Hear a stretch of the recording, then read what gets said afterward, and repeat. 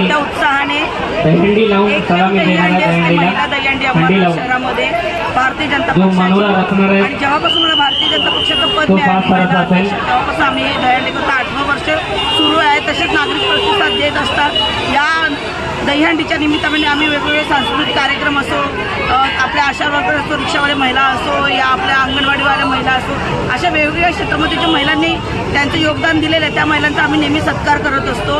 आणि ही दहीहंडी आम्ही खूप सगळ्यांना एन्जॉय करत असतो आणि शहरातही खूप मोठा उत्साह असतो. वेगवेगळे पथक येतात, असं बदलापूर असं कल्याण, उल्हासनगर वगैरे तिथून सगळे पथक येतात आणि ते पथकांनाही मी शुभेच्छा देते. आणि सर्व संपूर्ण आकाराची शांततेने एक एक जण खाली बरोबर उतरताना सलामी देताना 5 तर ठीक आहेत, 7 तर हे वगैरे खूप झालं. पण दिवस आपल्याला खेळायचं नाही, पण खेळ आपल्याला एन्जॉय करायचा आहे. कारण की आपल्याला खूप मोठं एन्जॉय, आपले महाराष्ट्राची शान आहे, परंपरा आहे. कारण की ही आपण जोपासली पाहिजे कार्यक्रम असे करून, पण ती जीवाशी आपल्याला होईल त्याची आपल्याला दखल घ्यायची. निमित्ताने ते संपूर्ण पथकांना चालेल.